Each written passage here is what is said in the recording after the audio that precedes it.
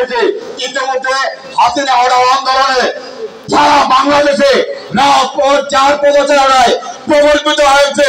ইতিমধ্যে যে যুবদল যুবরাজের প্রযোজিত হয়েছে বাংলাদেশ জাতীয়তাবাদী দল কেন্দ্রীয় নির্বাহী কমিটির প্রচার সম্পাদক আলহাজ সুলতান সালাউদ্দিন টুকু সাহেব এখন আপনার সাথে গুরুত্বপূর্ণ বক্তব্য রাখবেন।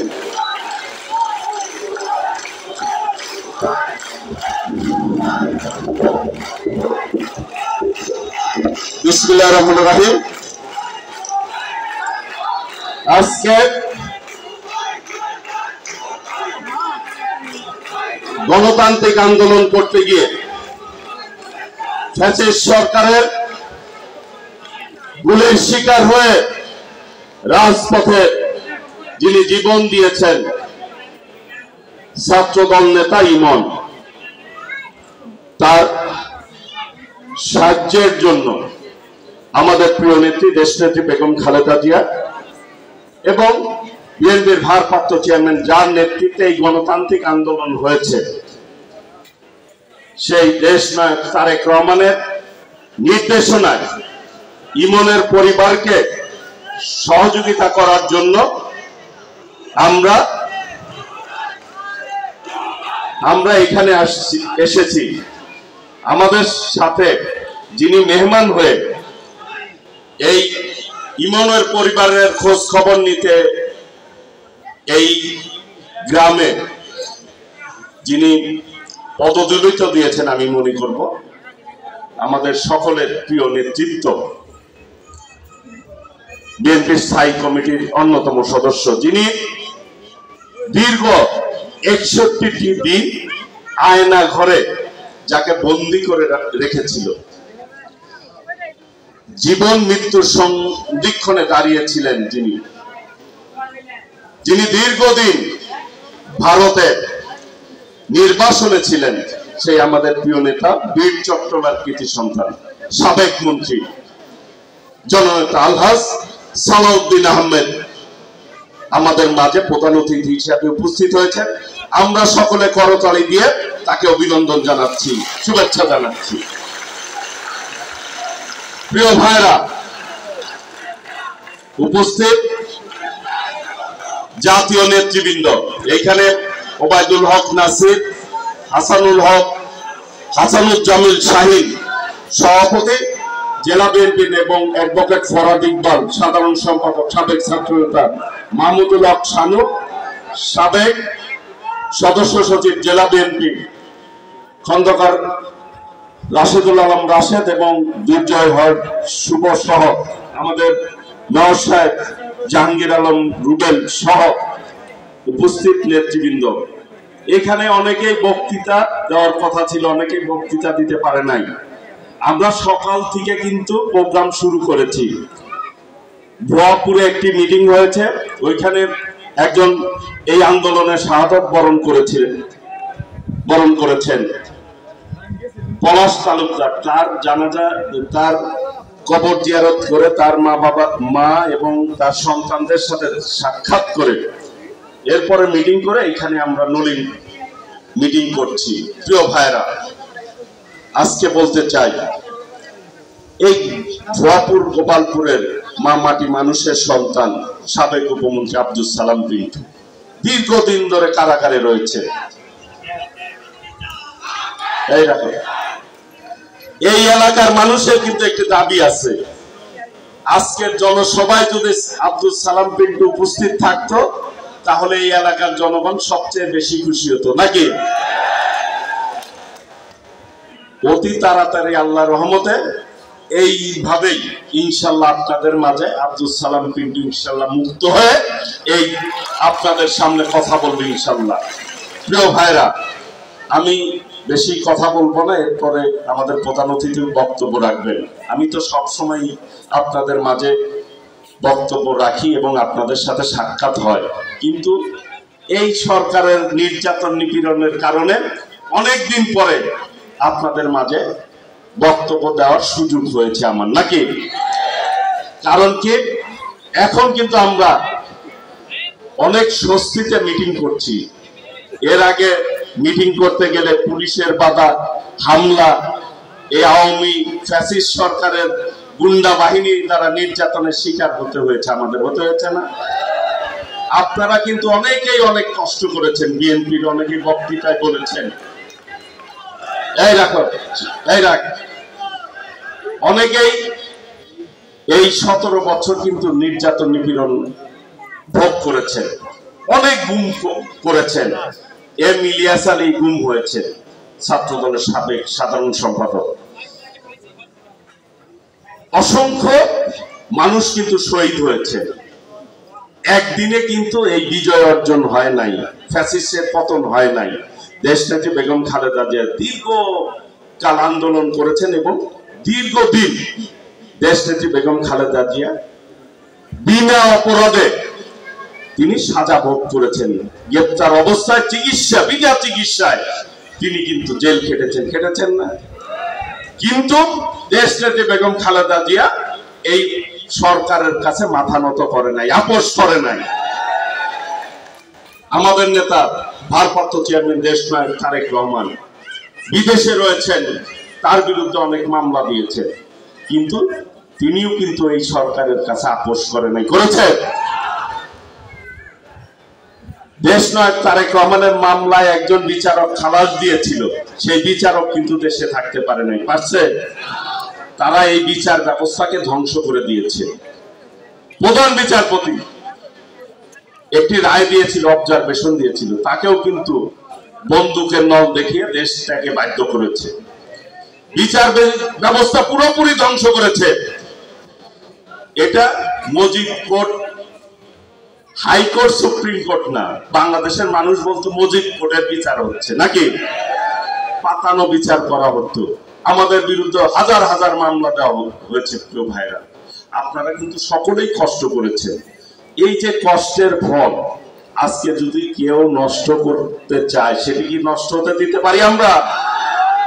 আমি সেই জন্য অনুরোধ করবো, অনেকেই অনেক কষ্ট করেছেন, আর কয়টা দিন কষ্ট করতে পারবো না আমরা?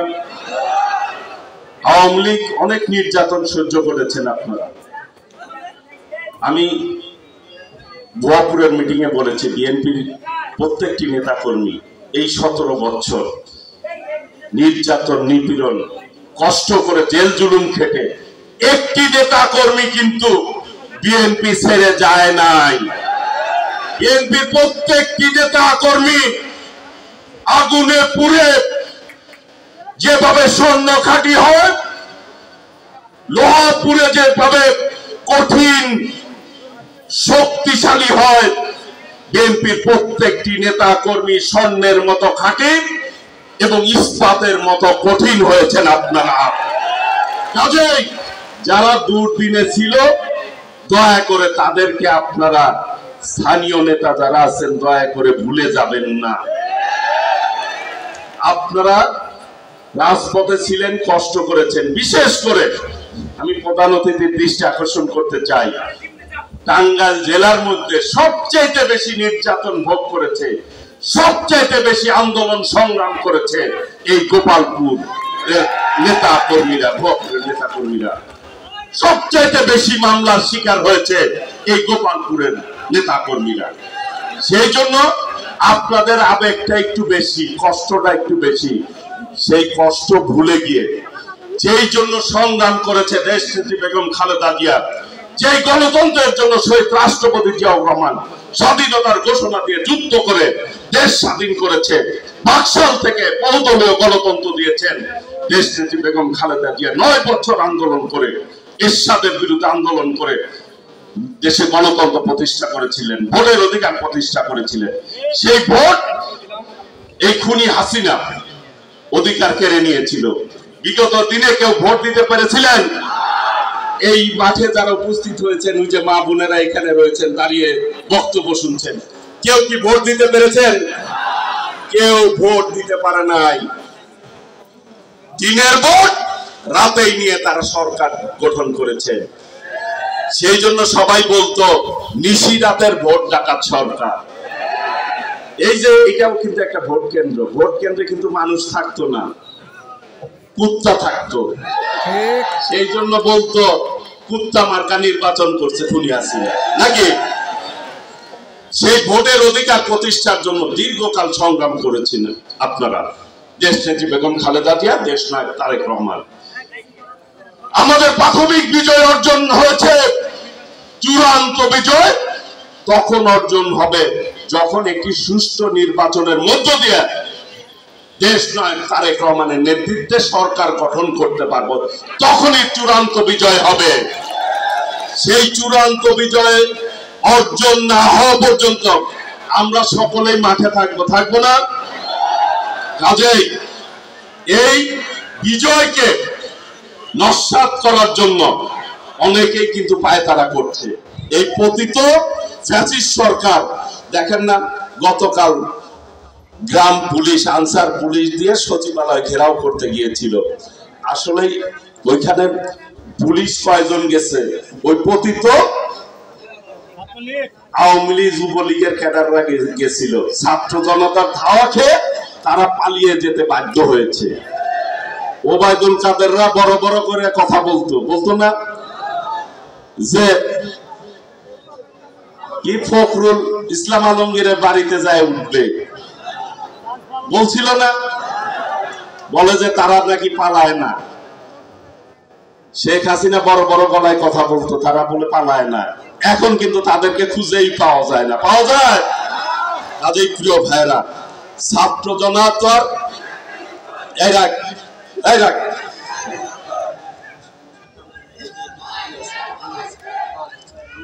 প্রিয় ভাইরা, এই দেখো, আমাদের এই গোপালপুর ভুয়াপুরের টাঙ্গাইল জেলার মধ্যে 3 জন শহীদ হয়েছে, তার মধ্যে 2 জন গোপালপুর ভুয়াপুরের।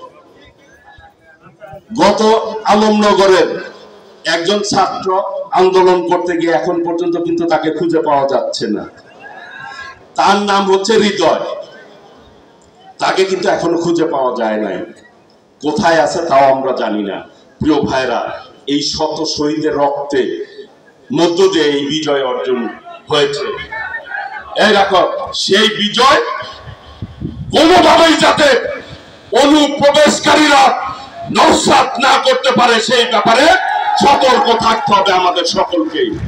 আমরা বলতে চাই, অনেকেই আওয়ামী লীগ আর বিএনপিকে একই পাল্লায় মাপতে চায়।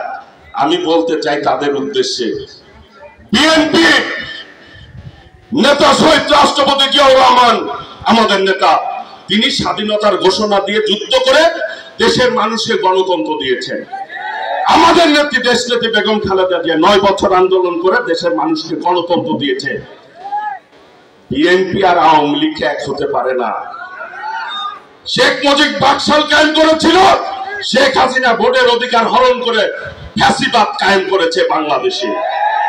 কাজে যারা বলতে চান তাদের উদ্দেশ্যে বলতে চাই, এই দেশের বিএনপির শিকড় কিন্তু অনেক গভীরে। মানুষের হৃদয় হচ্ছে শহীদ রাষ্ট্রপতি জিয়াউর রহমান, দেশনেত্রী বেগম খালেদা জিয়া, দেশ নায়ক তারেক রহমানের নাম লেখা রয়েছে। কাজেই বিএনপি গণতন্ত্রের জন্যই লড়াই সংগ্রাম করছে, দেশ নায়ক তারেক রহমান। কাজেই গণতন্ত্র এই দেশে বিএনপি সুসংগঠিত রাখবে, সেই লক্ষ্যেই বিএনপি কাজ করে যাচ্ছে। আমি শুধু বলবো, আমরা সহযোগিতার রাজনীতি করি, সহকর্মিতার রাজনীতি করি। বাংলাদেশে আর কোনোদিন আল্লাহর রহমতে কোন ফ্যাসিবাদের উত্থান হবে না। সেই লক্ষ্যে আমাদের কাজ করতে হবে। আগামী দিনে ইনশাল্লাহ ঐক্যবদ্ধভাবে আমরা শহীদ রাষ্ট্রপতি জিয়াউর রহমানের দল, দেশনেত্রী বেগম খালেদা জিয়ার এই দলকে এবং বর্তমানে ভারপ্রাপ্ত চেয়ারম্যান দেশনায়ক তারেক রহমানের নেতৃত্বে আমরা ঐক্যবদ্ধভাবে গণতন্ত্র পুনঃপ্রতিষ্ঠা না হওয়া পর্যন্ত আমরা মাঠে থাকবো ইনশাল্লাহ। ওই নেত্রী আছে? সবাইকে হাত তুলে বলতে হবে, নেত্রী আছে? সেই নেত্রী খালেদা জিয়া, খালেদা জিয়া, তারেক রহমান, তারেক রহমান বীরের বেশে আসবে ফিরে বাংলাদেশে। স্বাধীনতার ঘোষক জিয়া, সালাম। বাংলাদেশের অপর নাম, স্বাধীনতার অপর নাম, গণতন্ত্রের অপর নাম। প্রিয় ভাইরা, বাংলাদেশের স্বাধীনতার পক্ষের শক্তি বিএনপি, গণতন্ত্রের পক্ষের শক্তি বিএনপি। বাংলাদেশ এবং বিএনপি কে বিচ্ছিন্ন করা যাবে না।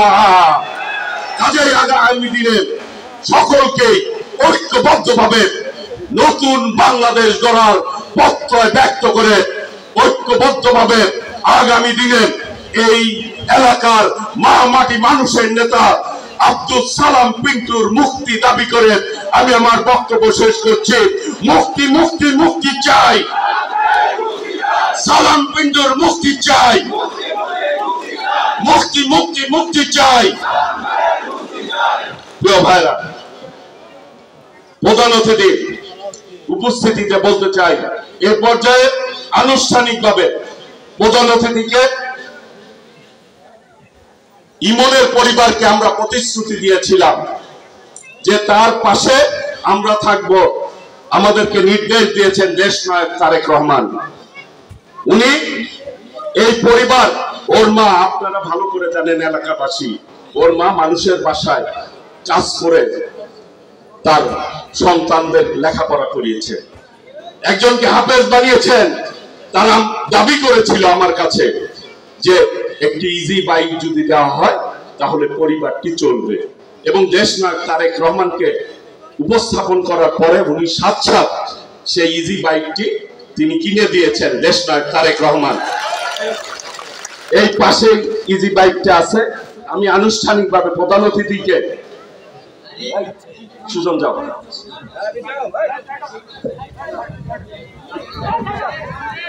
আনুষ্ঠানিকভাবে আমি এই চাবি প্রধান অতিথির হাত দিয়ে সুজনের ভাই সেটি গ্রহণ করার অনুরোধ জানাই।